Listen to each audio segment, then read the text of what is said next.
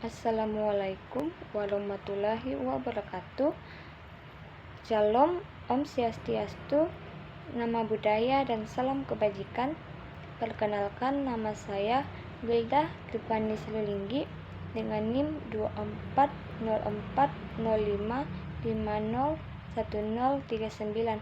Saya kelas 2A, jurusan Pendidikan Khusus atau Pendidikan Luar Biasa, Fakultas Ilmu Pendidikan, Universitas Negeri Makassar. Di sini saya membuat tugas video untuk memenuhi tugas mata kuliah Pendidikan Anak Berkesulitan Belajar dengan dosen pengampu Ibu Dr. Bastiana MSI dan Ibu Nur Wulandani SPD MPD dengan materi Anak Berkesulitan Belajar. Baik, yang pertama itu adalah pengertian anak berkesulitan belajar. Anak berkesulitan belajar adalah anak yang mengalami kesulitan dalam memproses informasi dan mereka kesulitan dalam aktivitas pembelajaran dan mengalami hambatan dalam prestasi dan kemajuan akademik. Anak ini tidak mampu belajar membaca, menulis, maupun berhitung. Adapun menurut Departemen Pendidikan Amerika Serikat, definisi kesulitan belajar pertama kali dikemukakan oleh United States Office of Education pada tahun 1977, yang hampir identik dengan definisi yang dikeluarkan oleh The National Advisory Committee on Handicapped Children pada tahun 1967. Definisi tersebut berbunyi, kesulitan belajar khusus adalah suatu gangguan dalam satu atau lebih dari proses psikologis dasar yang mencakup pemahaman dan penggunaan bahasa ujaran atau tulisan. Gangguan tersebut mungkin menampakkan diri dalam bentuk kesulitan mendengar, berpikir, berbicara, menulis, membaca, mengeja, ataupun berhitung. Baik, yang berikutnya itu adalah landasan pendidikan anak berkesulitan belajar. Yang pertama itu adalah landasan filosofis yang mencakup Pancasila dan Bhinneka Tunggal Ika. Yang kedua, landasan sosiologis bahwa setiap manusia membutuhkan manusia lain dan setiap manusia ingin berinteraksi dengan orang lain. Yang ketiga yaitu landasan pedagogis bahwa setiap manusia memiliki hak untuk mendapatkan pendidikan yang layak dan setiap manusia berbeda dan membutuhkan layanan pendidikan.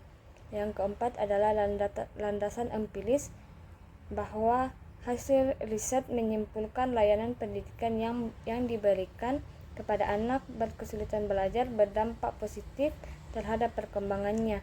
Yang kelima yaitu landasan hukum yang mencakup undang-undang tentang penyandang cacat, undang-undang tentang pendidikan nasional, dan undang-undang tentang pendidikan inklusi. Yang selanjutnya yaitu sejarah anak berkesulitan belajar.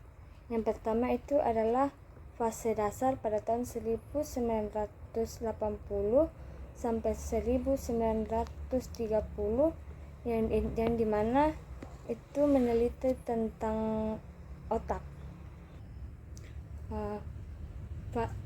Fase ini mencakup masa ketika mulai tentang meneliti tentang otak oleh Paul Broca yang mengemukakan bahwa orang dewasa yang kehilangan kemampuan bicara mengenai kerusakan di beberapa area otaknya.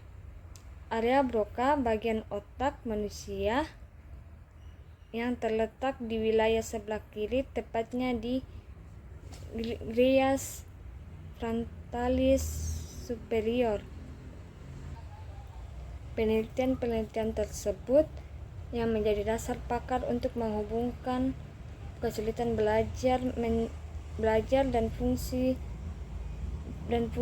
disfungsi minimal otak. Yang kedua yaitu fase transisi pada tahun 1930 sampai 1960 tentang penelitian klinis dan mencari cara mengajar. Pada fase ini mulai dilakukan penyelidikan klinis pada anak berkesulitan belajar untuk mencari cara dalam mengajar. Vernal dan McGinnis merupakan pelopor dalam membuat dasar bagaimana menangani anak-anak berkesulitan belajar yang dilanjutkan oleh Cruikshank, Blas. Yang ketiga yaitu fase integrasi pada tahun 1960 sampai 1980. Fase ini meliputi perkembangan program untuk anak berkesulitan belajar di sekolah dan ditemukan cara diagnostik medis, juga menentukan kemungkinan penyebab kesulitan belajar. Yang keempat yaitu fase kontemporer, yaitu pada tahun 1980 sampai sekarang, yang berlangsung. Pada fase ini terjadi berbagai pengembangan upaya untuk penanganan berkesulitan belajar pada anak sampai dewasa melalui komputerisasi, meningkatkan usia yang mengalami kesulitan belajar. Baik, yang berikutnya itu adalah faktor penyebab anak berkesulitan belajar. Yang pertama itu faktor genetik seperti keturunan dari orang tua yang juga mengalami kesulitan belajar dapat menyebabkan anak mengalami kesulitan belajar. Selain itu, beberapa kondisi seperti disleksia atau ADHD juga sering muncul dalam keluarga, juga menunjukkan adanya komponen genetik yang dapat diwariskan. Yang kedua itu adalah faktor penyebab disfungsi minimal otak atau DMO. DMO disebabkan oleh proses pertumbuhan dan perkembangan otak yang terganggu. Penyebab gangguan tersebut dapat berasal dari hal-hal yang berbeda dan di waktu-waktu yang berbeda pula, seperti pada masa kandungan atau pranatal. Gangguan perkembangan otak anak dapat terjadi saat masih berupa janin, yaitu jika ibu mengalami pendarahan saat kehamilan atau akibat adanya benturan kekerasan yang mengenai janin di perut ibunya. Di samping itu, DMO juga terjadi jika janin itu sendiri mengalami infeksi. Perkembangan otak juga terganggu jika janin mengalami kekurangan nutrisi. Padahal pertumbuhan dan perkembangan otak berlangsung lama dan tentunya membutuhkan dukungan dan nutrisi yang memadai. Yang berikutnya itu adalah pada masa kelahiran atau natal. Meskipun saat pembentukan otak janin tidak mengalami gangguan atau kekurangan nutrisi, tetapi gangguan dalam proses kelahirannya dapat pula menyebabkan DMO. Gangguan ketika ibu berusaha melahirkan janin biasa terjadi jika bayi lahir dengan kelainan letak atau posisi. DMO juga dapat terjadi jika lahir bayi tidak langsung menangis. Hal ini dapat menyebabkan oksigen terlambat masuk ke otak. Bayi yang lahir prematur atau yang lahir dengan kondisi berat badan rendah juga berisiko mengalami DMO pada saat proses kelahirannya. Yang berikutnya itu pada masa setelah kelahiran atau postnatal. Disfungsi minimal otak juga dapat terjadi setelah kelahiran, yaitu jika bayi mengalami gangguan kesehatan, terutama di usia awal hidupnya. Di antara gangguan kesehatan yang dinyatakan dalam menyebabkan disfungsi minimal otak adalah diare berat dan infeksi otak. Di samping itu, bayi mengalami mengalami trauma kepala, misalnya karena terbentuk atau terpukul benda keras, juga berpotensi mengalami disfungsi minimal otak. Yang ketiga yaitu faktor biokimia. Pengaruh penggunaan obat atau bahan kimia lainnya terhadap kesulitan belajar menjadi kontroversi. Penelitian yang dilakukan oleh Adelman dan Converse pada tahun 2020 menemukan bahwa obat stimulan dalam jangka pendek dapat mempengaruhi atau mengurangi hiperaktivitas. Namun beberapa tahun kemudian, penelitian Levy pada tahun 2020 membuktikan hal sebaliknya. Penemuan konversasional oleh Feingold menyebutkan bahwa alergi perasa dan pewarna buatan hiperkinesis pada anak yang kemudian akan mengakibatkan kesulitan belajar. Ia merekomendasikan diet dan salisitas dan bahan makanan buatan kepada anak yang mengalami kesulitan belajar. Pada sebagian anak, diet berhasil, namun ada juga yang tidak cukup berhasil. Beberapa ahli kemudian menyebut bahwa memang beberapa anak tidak cocok dengan bahan makanan. Baik, yang berikutnya itu adalah sejarah kesulitan belajar di Indonesia. Pada tahun 1990, banyak ditemukan anak yang mengalami kesulitan membaca oleh klinik pediatrik FKUI sebagai anak yang disfungsi minimal otak. Yang kedua itu beberapa LPKT membuka kekhususan berkesulitan belajar. Yang ketiga itu lembaga pendidikan mulai menangani anak berkesulitan belajar. Baik, yang berikutnya itu adalah klasifikasi anak berkesulitan belajar.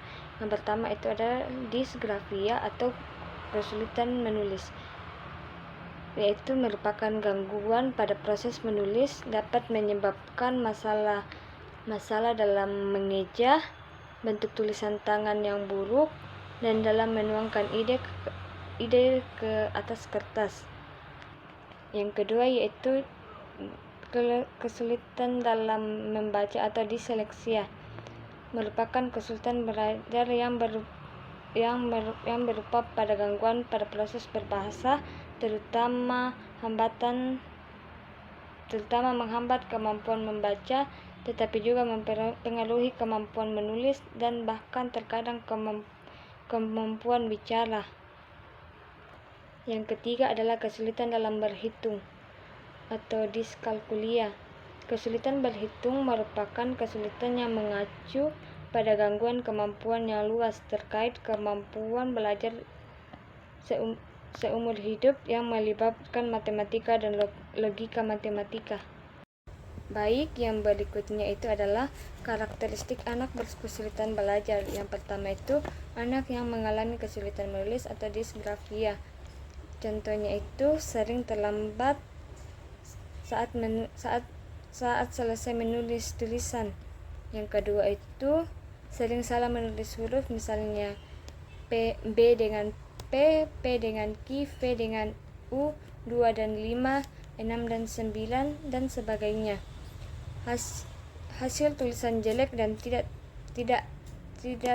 terbaca. Tulisan banyak salah, terbalik atau menghilangkan huruf. Sulit menulis dengan lurus pada kertas yang tidak bergaris. Baik, yang kedua itu adalah anak yang mengalami kesulitan membaca atau disleksia. Contohnya itu perkembangan kemampuan membaca terlambat daripada anak seusianya. Kemampuan memahami bacaan rendah, kalau membaca banyak salah. Yang ketiga itu adalah kesulitan dalam berhitung atau diskalkulia. Contohnya itu sulit membedakan tanda-tanda, misalnya tanda baca, kurang, kali, bagi, kurang dari, lebih dari, sama dengan. Sulit mengoperasikan bilangan atau hitungan. Sering salah dalam mengurutkan angka dan sering salah dalam membedakan angka 6 dan 16, angka 6 dan 6, 7 dengan 71, 2 dengan 5, 3 dengan 8, dan sebagainya. Sulit membedakan bangunan-bangunan geometri. Baik, itulah materi dari saya. Mohon maaf jika ada kesalahan. Sekian dan terima kasih. Wassalamualaikum warahmatullahi wabarakatuh.